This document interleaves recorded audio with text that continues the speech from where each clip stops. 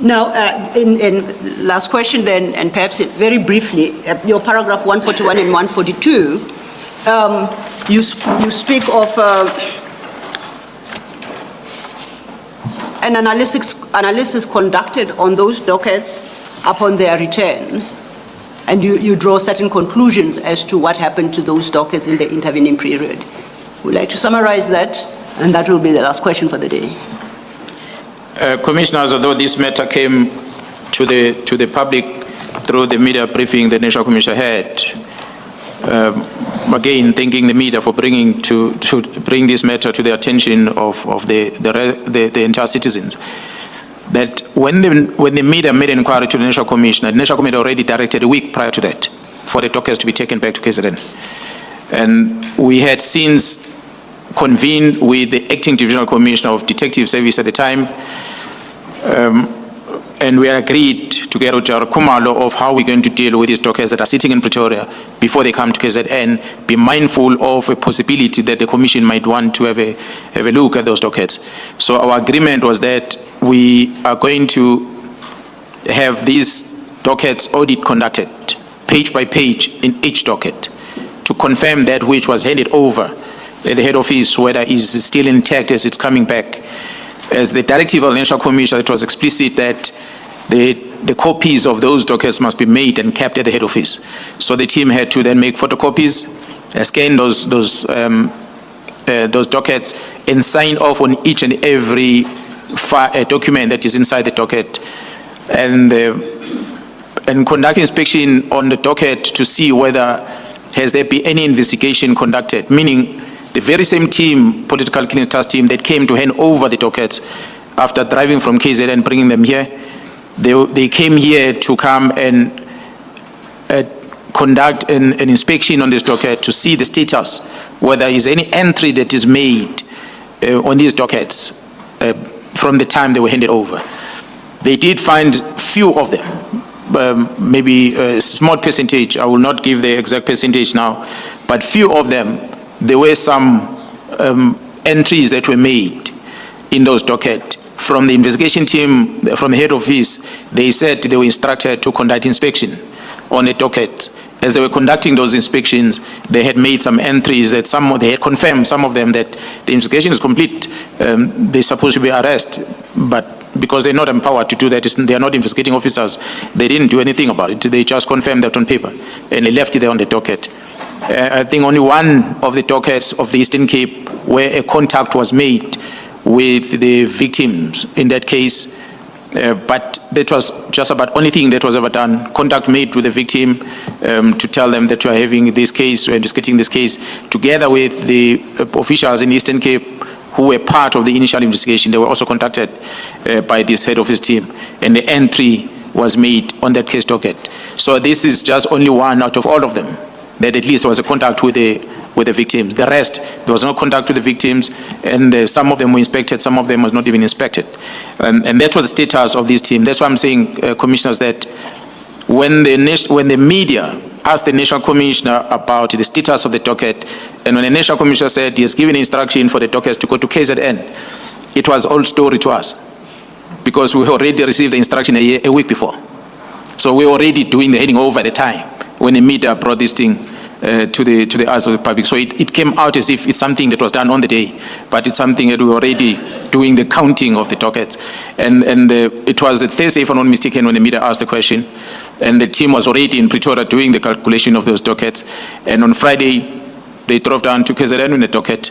That's why we're even reflecting there that some of them, they were on an advanced stage where suspect needed to be arrested. And I can safely say that suspect has been arrested as a result of the state of readiness of those dockets. When they arrived back in KZN within a week, there were people charged. So in short, General, except for the few entries in some of the dockets, the contents of the dockets were intact or were what they should have been. I did not get the commission properly, the last part. Oh, sorry. I was saying in that audit or a verification exercise during which it was established that there were some entries in a few of the dockets, the contents of the dockets were intact or were what they were supposed to be? That is correct, Commissioner. All the dockets were as they were handed over originally to the head office. They came back as they were. Just one other aspect. In paragraph 137 of your statement, you say that the last sentence, the meeting was led by Colonel Mkhwanazi, who advised that the dockets had been delivered to General Khumalo. And in paragraph 142, again the last sentence, you say in the period that they were under the control of General Sibiya, these arrests were not effected for reasons not known to me.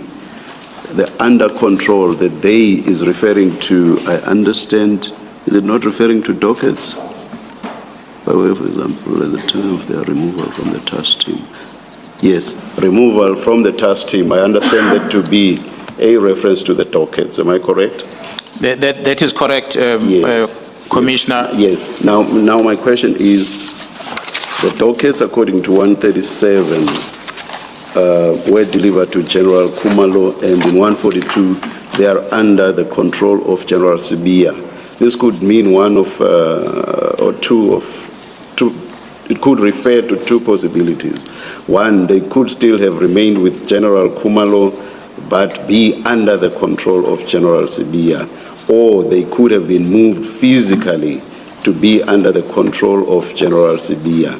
Can you please explain that or shed light on that? Commissioner, in order to give clarity, you'll see when I made the last statement, when I said, before the National Commissioner conducted the interview, that myself, the acting Divisional Commissioner of Detective Services, as well as General Khumalo, had a meeting, a visual meeting, discussing on how we're going to handle the transfer of this docket or the return of these dockets back. At the time, the dockets were sitting at the office of the Divisional Commissioner, Crime Intelligence, in a storeroom of one brigadier, I forgot his name, who works under the Divisional Commissioner, Crime Detection, Lieutenant General Sentumule. It is my understanding, Commissioner, that the dockets moved from Khumalo to General Sentumule from detectives on the direction of General Sibiya. Matlo on 137, Colonel Matlo is with the task team in KZN. So he was only communicating the whereabouts of the docket according to his knowledge.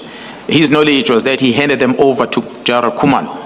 What General Khumalo did with them, as the Commissioner is correctly asking, he couldn't answer that.